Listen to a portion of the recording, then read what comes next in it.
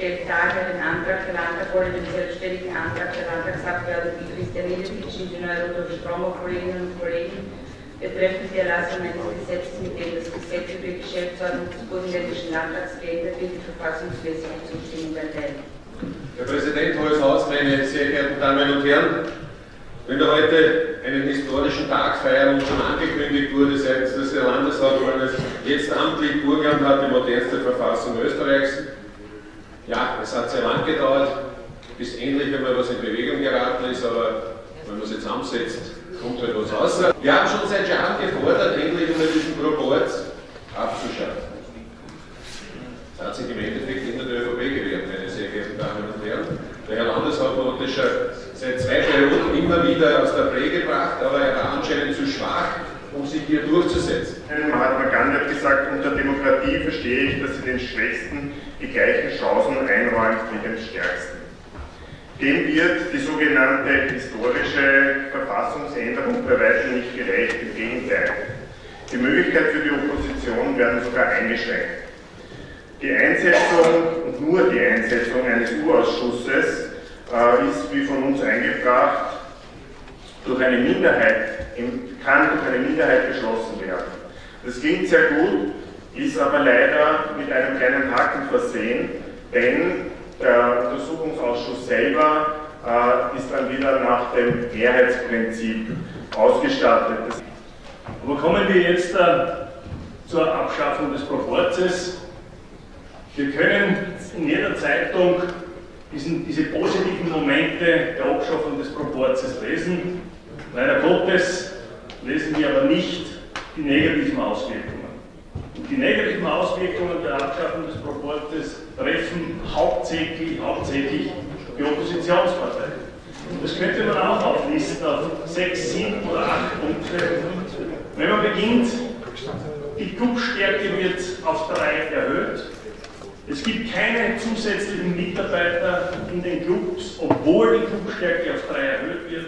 Es gibt keine Möglichkeit der Opposition, einen Untersuchungsausschuss einzuberufen. Es gibt keine Möglichkeit der Einsicht in Regierungsakten. Es gibt für den Rechnungshof nicht die Möglichkeit, die Gemeinden zu überprüfen. Denn wenn alle Gemeinden überprüft werden sollten oder könnten, dann würde das 85 Jahre dauern. Es hat keine Änderung gegeben bei den Landtagspräsidenten. Es gibt keine Initiative ohne Clubstatus. Wenn jetzt mehrere Parteien sind ohne Clubstatus, dann gibt es keine aktuelle Stunde. Es gibt keine Initiativmöglichkeiten. Der Rechnungshof hat keinen Zugang zu den Rechnungsabschlüssen, zu den elektronischen Rechnungsabschlüssen. Und es gibt auch kein Einstimmigkeitsprinzip in der Landesregierung. Das heißt, im Großen und Ganzen haben wir ein Paket liegen, das so aussieht, dass die Oppositionsparteien sehr, sehr stark geschwächt werden. Und das ist eine Mogelpackung, das tut man einfach nicht. Das ist nicht fair, das ist nicht gerecht und deshalb werden wir dieser Verfassungsänderung nicht unsere Zustimmung geben. Eigentlich habe ich mir gewünscht, nachdem wir so lange und so intensiv verhandelt haben, dass das heute ein starker Tag für den Landtag werden könnte. Wenn wir Scherz, oder was? Wer hat verhandelt, Rot und Schwarz, oder? einstimmig beschließen könnten, das wären aber auch starke Signale seitens des Landtags. Wir haben beschlossen, dass die Wasserversorgung eine Pflichtaufgabe der öffentlichen Hand sein soll. Steht in der Verfassung. Wir haben beschlossen, dass der Energieversorger, damals stand BEWAG, nunmehr mit Fusion BEWAG und Begas Energie Burgenland, mehrheitlich im Landeseigentum bleiben soll.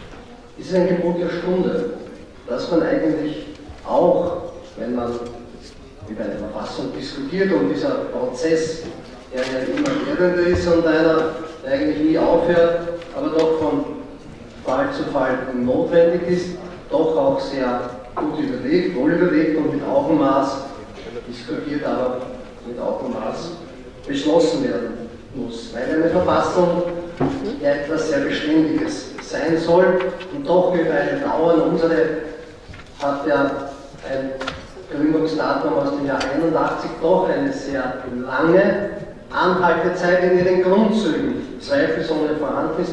Und damals, und deshalb ist es für mich auch ein historischer Tag, war auch diese damalige burgenländische Landesverfassung bis zu jetzt gültig, auch eine sehr, sehr moderne im Reihen der österreichischen Bundesländer, weil wir schon damals einen vor wenigen Stunden bei der Landeshauptleiter Dr. Tauber erwähnt haben, auch damals war federführende Partei beim Bestehen dieser jetzt noch gültigen Landesverfassung. Also man sieht, man kann schon im Zusammenwirken mit vielen etwas sehr Gescheites, Vernünftiges und Andauerndes auch vorbereiten und dann schlussendlich beschließen und dann auch mit dieser Landesverfassung natürlich als Fundament ein Land gestalten.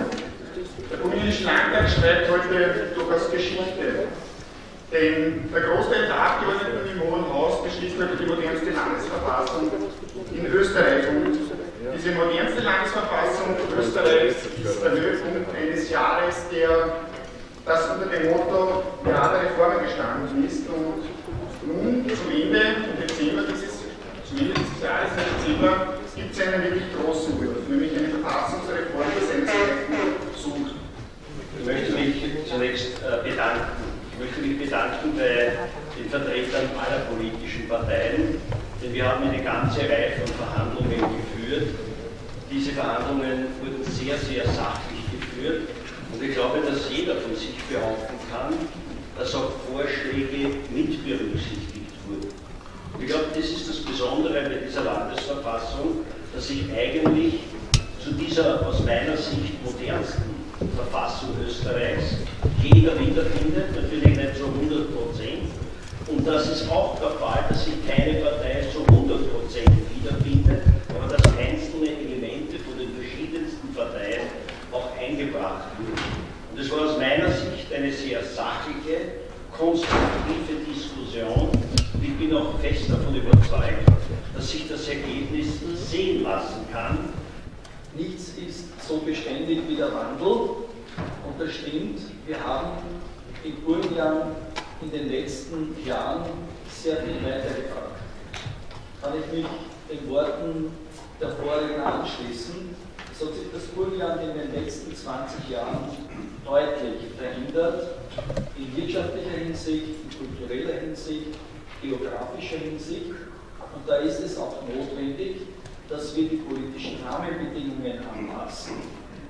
Und selbstverständlich gab es in den letzten Jahrzehnten immer wieder Diskussionen um die Landesverfassung. Einen derartigen Einschnitt, den wir jetzt und heute vornehmen, hat es in den letzten 20 Jahren nicht gegeben. Eine der nicht nur der modernsten Verfassungen in Österreich sein wird, sondern die im Grunde genommen von der Gestehung und von der Meinungsbildung her eine der breitesten in der Diskussion gewesen ist. Und dafür möchte ich auch eingangs ein herzliches Dankeschön sagen, weil sich die Parteien eingebracht haben, die Möglichkeiten genutzt haben, ihre Vorstellungen auch entsprechend zu positionieren.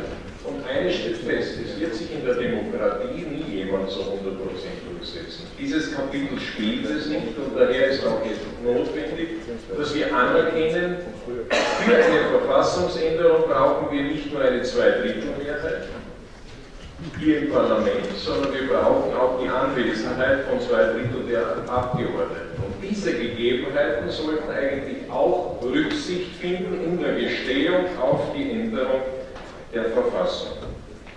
Nachdem keine andere Vorgangsweise beantragt ist, kommen wir zur dritten Lesung.